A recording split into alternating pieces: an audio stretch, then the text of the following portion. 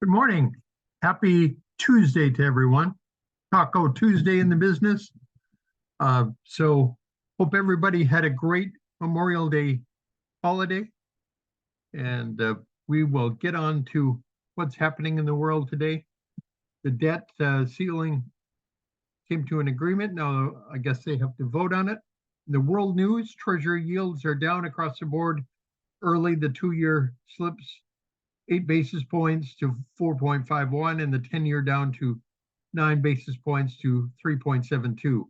China has rejected a request by the United States for a meeting between the defense chiefs on the sidelines of an annual security forum in Singapore this coming weekend, the Wall Street Journal reported on Monday. Japan's jobless rate fell to 2.6 in April from 2.8% to the previous month, government data showed. On to sector news breakdown in consumer. Ford Motor upgraded to buy from hold at Jefferies with a price target of $16 from $13. Wynn Resorts, WYNN, mentioned positively in Barron's, saying the operator of casino reports set to prosper as Macau rebounds from China's zero tolerance COVID-19 lockdown. Skyline champion SKY, Q4 EPS $1 versus estimate 93 cents. ChargePoint Holdings, CHPT, upgraded to buy from neutral with a price target of $14, down from $15.50 at Bank of America. We'll take this break in the action to remind everybody that Mornings with Michael is for informational, educational, and entertainment purposes only. Back to the news. Oil prices fell as much as 2% as concerns about the U.S. debt ceiling pact cooled the market's risk-on sentiment, and mixed messages from major producers clouded supply outlook ahead of their OPEC meeting this weekend. Daimler Truck Holding and Toyota Motor Corp, TM, have struck a preliminary deal to combine their truck units in Japan, the company said on Tuesday. Qantas Airways reaffirmed its capital expenditure outlook for the fiscal 2024 provided in February as the company aims to add to its fleet. Financials, bank credit at all U.S. commercial banks edges down to $17.29 trillion this week, ending May 17th versus $17.32 trillion in the prior week.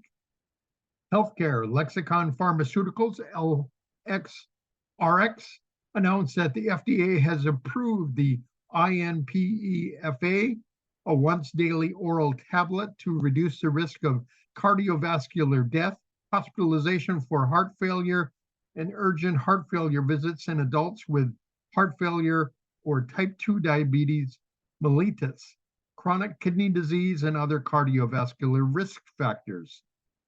SpringWorks Therapeutics, SWTX, announces full enrollment of phase 2 trial evaluating neurogasectat in patients with ovarian granulosa cell tumors. Taro Pharmaceutical Industries, TARO, said its controlling shareholder Sun Pharmaceutical Industries delivered a proposal letter with a non-binding indication of interest to acquire all Taro shares that it doesn't already own for $38 per share in cash.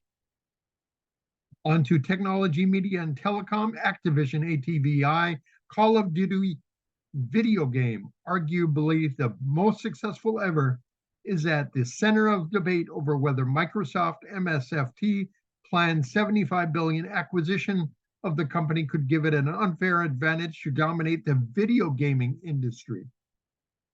The UK's Competition and Markets Authority mentioned the Call of Duty 41 times in a 20-page summary of the decision to reject the deal last month. The U.S. Federal Trade Commission cited the game 18 times in their 23-page complaint to quash the deal in December, said the Wall Street Journal. NVIDIA, NVDA, announced a new class of large memory AI supercomputer, an NVIDIA DGX supercomputer powered by NVIDIA GX GH200, Grace Hopper superchips, and the NVIDIA NVLink switch system. And finally, Nokia and OK announces new 4G and 5G core network software solutions for mission critical needs of enterprise verticals. Going back to NVIDIA, that's a NVIDIA GH200 Grace Hopper superchips in the NVIDIA NVLink switch system. So that's our news for the day. Let's go to our screens and see what's happening today as the markets have rebounded.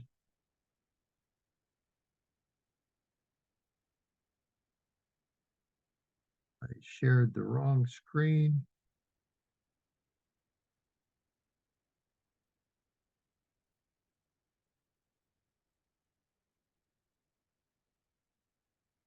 Here we go.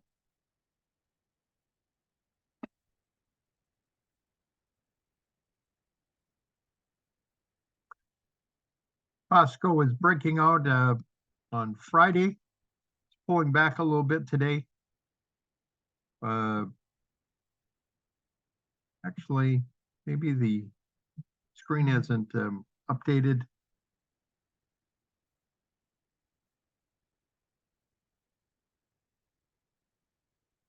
Yeah, it's pulling back 0.31%. Let's go take a look at the US dollar. US dollar is off 0.09%. Yields were in the news this morning. As you can see, they're gapping down after the debt ceiling announcement. They're trying to hold their 10-day moving average down to 3.71%. 20-year yield is gapping down as well, down 1.76%, and they're at 3.03. Take a look at the 1 to 3 year bonds. They're up this morning, 0.11%. Gold is up, bouncing, trying to get above its declining 10-day moving average. Silver down slightly. It was up on Friday, not moving too much. Take a look at cryptocurrencies. Bitcoin is up 3.5% today, up above its 10 and 20-day moving averages. Ethereum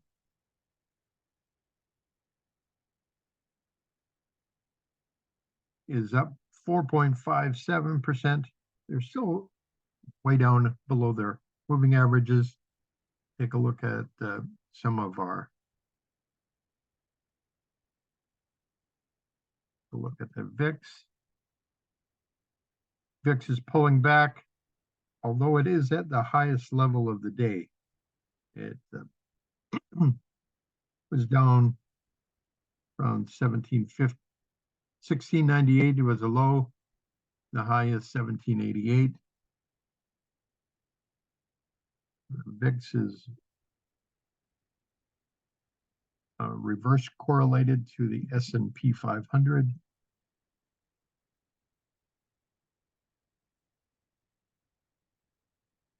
S&P 500 is up, although it is on the bottom of its move today. The NASDAQ is doing the same, although it has gapped up this morning. It's up nearly 0.7%. Dow Jones, which has been one of our worst performers, is off 0.3%. And our small caps were up earlier, and now they're pulling back to their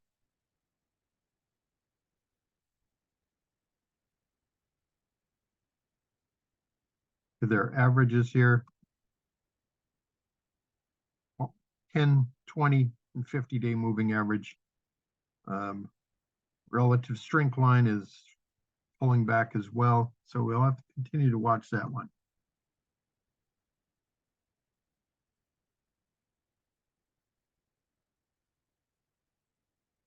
Green is a little slow to respond.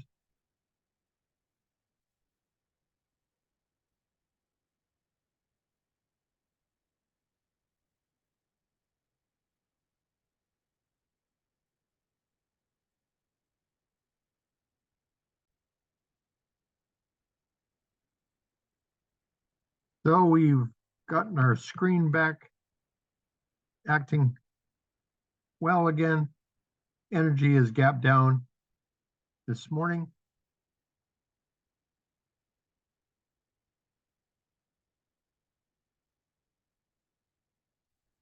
Explorers, I imagine, are doing about the same. Yes, they're a little worse off. Take a look at our oil prices, are gapping down at the lowest level. Utilities are bouncing up slightly, 0.03%, but they're clearly off significantly. They need a lot of work to do. Our industrials,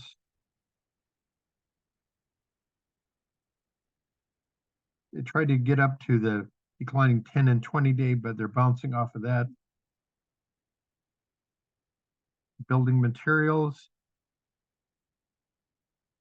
declining as well. Consumer health sector continues to decline. Financials bouncing off of their 10, 20, and 50-day moving average on a negative direction. Consumer sector, which is slightly bearish when this goes up, but it is bouncing up.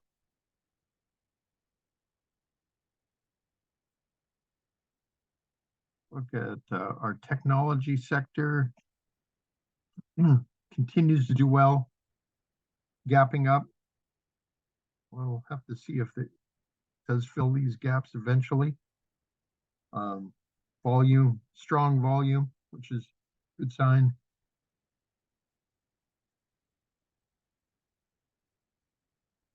Take a look at our software sector.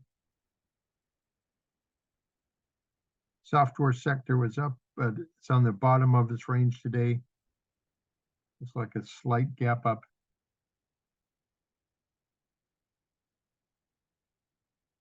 We have a phone call coming in here to Mornings with Michael. Let me.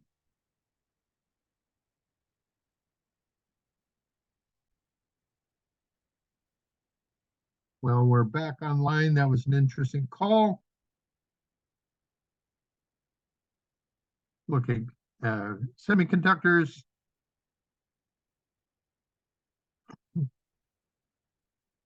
They continue to power the market. This is a little getting to look a little bit like a climax top here. So that would be something to look out forward. Airlines up slightly. Take a look at our biotech with sinking, continues to reverse course.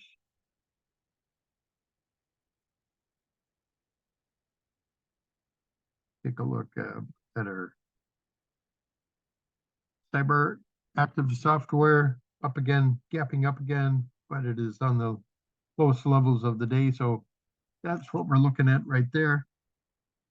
Take a look at one of our merging issues, SMCI, gapped up, and it continues up strong, but this is kind of looking like a climax top here.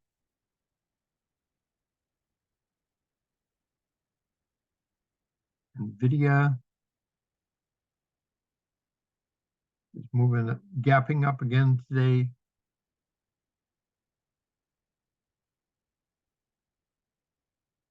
Looks like Advanced Micro is holding steady.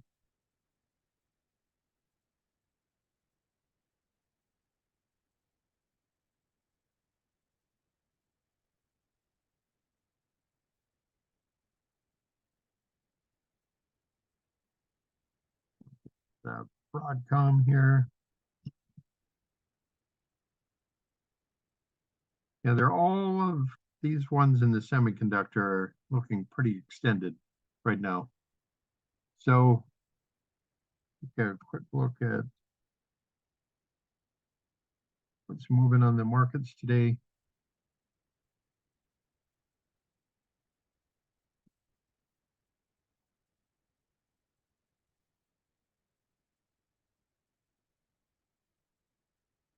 Get my screen to move with me here. Yeah, Broadcom was one of them that's moving. Harrow Pharmaceuticals up 36% on that bid offering for the buyout that we mentioned in the news. Is up 23%. Broadcom is up 2.43%. Global Robotics is up 1.10%. Let's take a look at AI. Is up a gigantic 19% today. Earnings are tomorrow. And that's all we got time for today. So thanks for joining Mornings with Michael. We'll look forward to seeing you again tomorrow morning, and we'll have a little more time, and we'll look at what our stocks are moving up well against the S&P 500. Hope everybody has a great start to their week. This has been Mornings with Michael for informational, educational, and entertainment purposes only. The NBA Finals is here, and we can't wait to see Miami and Denver battle at it. Until then, we'll talk to you later.